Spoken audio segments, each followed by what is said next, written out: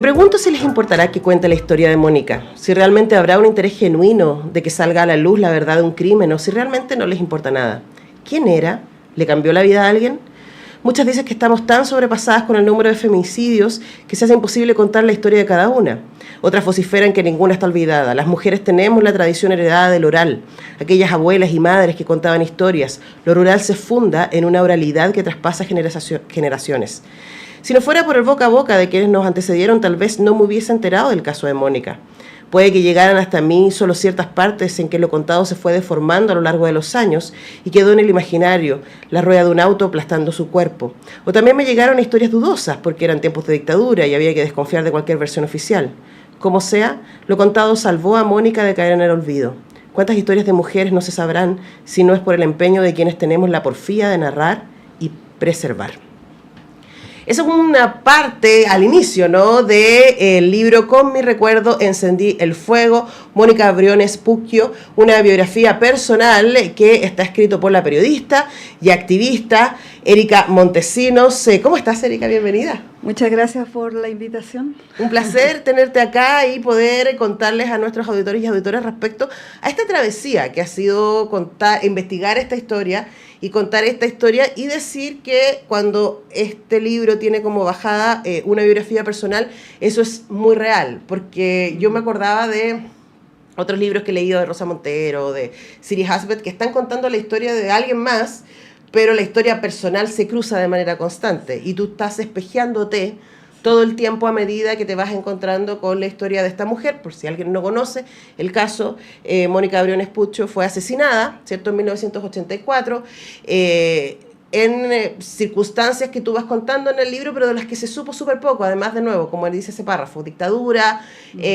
no existía la palabra femicidio dentro de nuestro concepto, ni cultural ni jurídico, y por lo tanto quedó como una muerte violenta más. Además fue en una madrugada, ¿cierto?, en la calle, entonces hay todo... Dos mujeres solas, ¿cierto?, que fueron atacadas por un desconocido. Sí.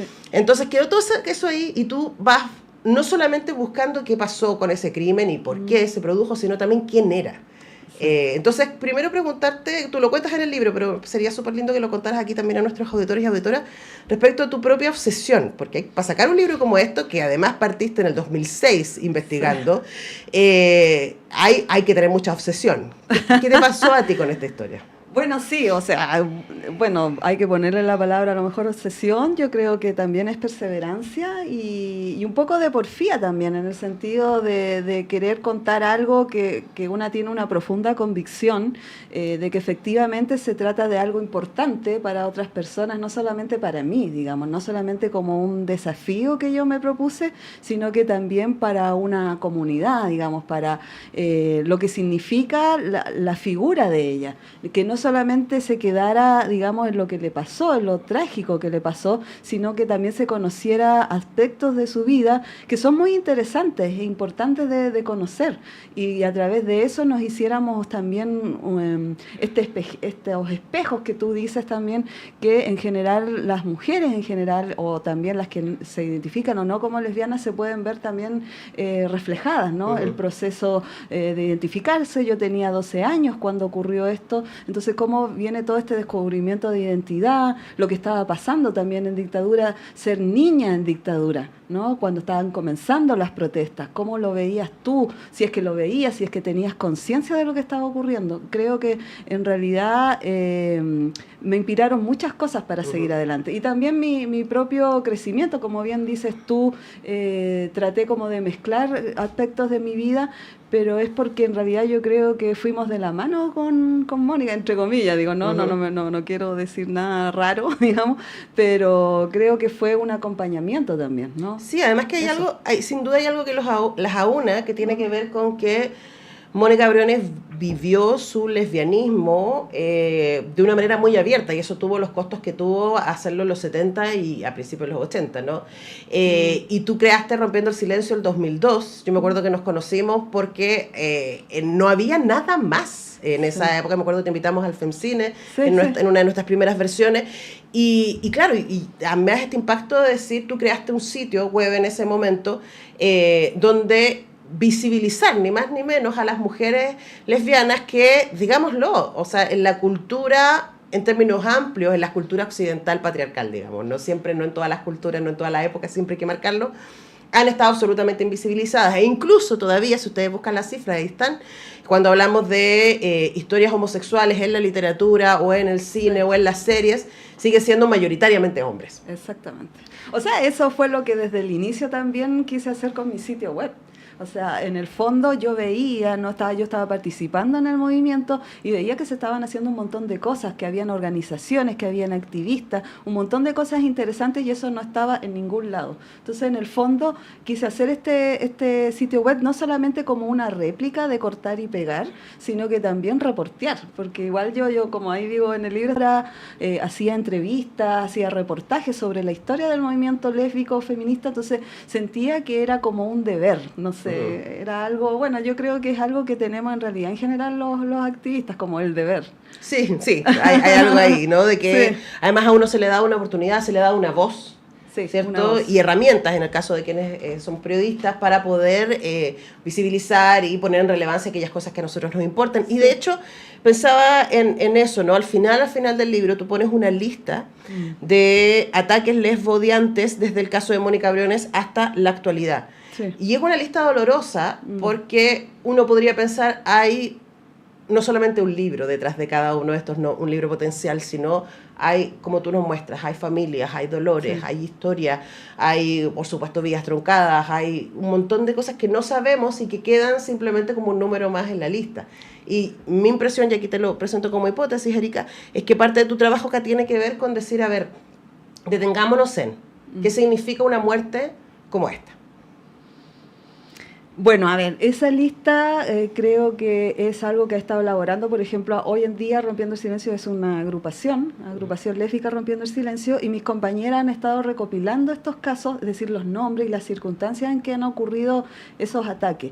Y ahí en esa lista nos damos cuenta que Mónica, si bien está considerado el primer caso documentado, no quiere decir... Que sea el primero. El primero, pero puede ser que hayan habido tantos otros que quedaban en la más completa invisibilidad. Y yo te digo una cosa, porque cuando estaba estudiando periodismo, o sea, cuando estaba egresando, yo hice mi tesis sobre discursos periodísticos sobre homosexualidad en la prensa escrita chilena en la década de los 90.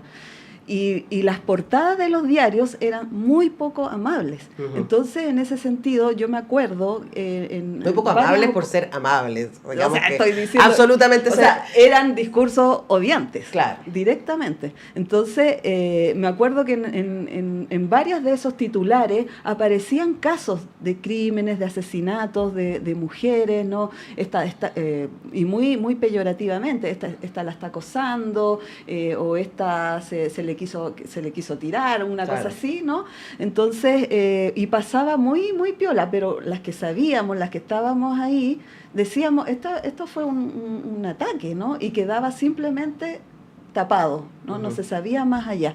Entonces yo creo que todos esos casos demuestran también cómo, a pesar de que Mónica sea el primero documentado, han seguido ocurriendo de manera continua, y quizás esa es una lista muy corta, porque yo creo que la lista es mucho más larga, de muchos casos que nunca vamos a saber si ese fue el motivo, y a veces que también se relativiza también. Ya hemos visto que en algunas oportunidades se han sacado, digamos, productos sobre estos hechos y se han relativizado, ¿no? Entonces, yo creo que por eso hace bien de repente tener esta mirada también de derechos y que sea respetuosa.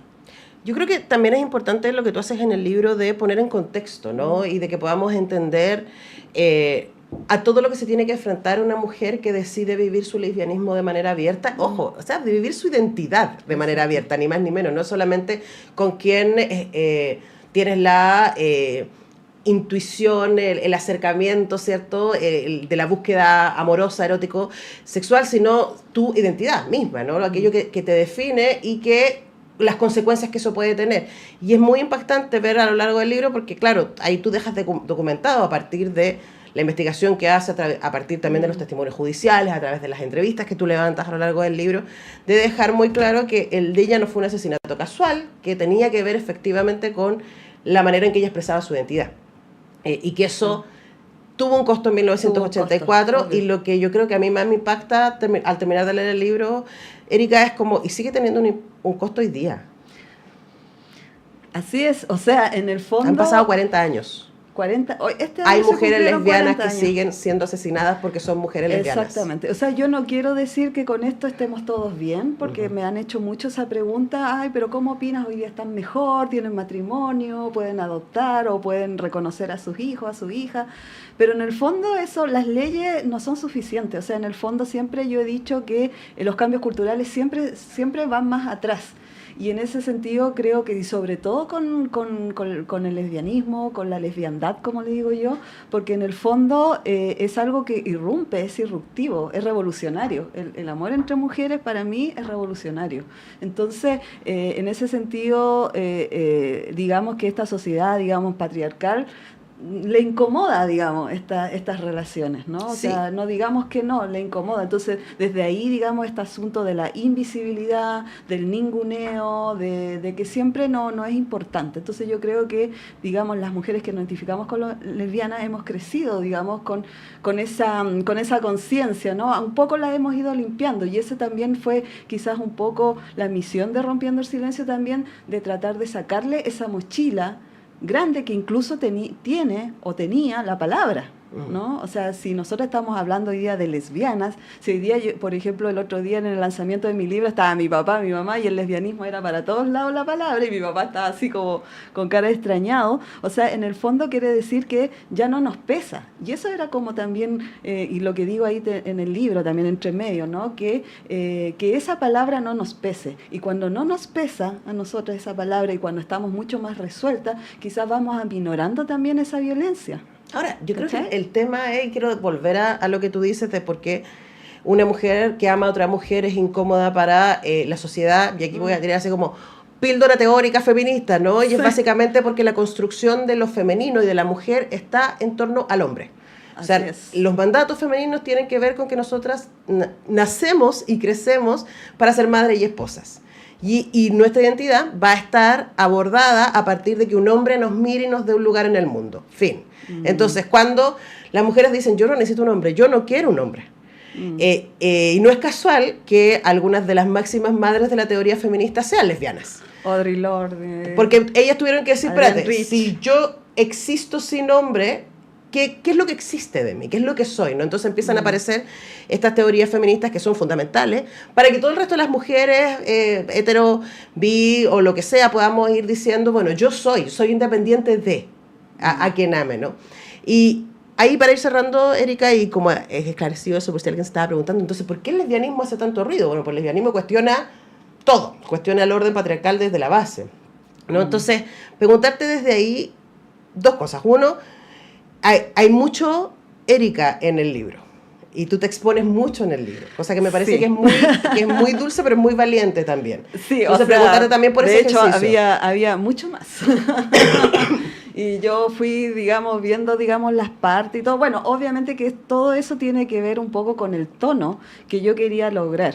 No quería lograr un tono victimizante, algo como que fuera un lloriqueo, ¿no? Un pataleo, sino que también quería mostrar que, por ejemplo, aquí hubo una mujer que también, ya está bien, le pasó todo lo trágico, se puede convertir en una mártir, pero también es alguien que tuvo una vida errática, ¿no? Que a lo mejor... Que era una mujer compleja.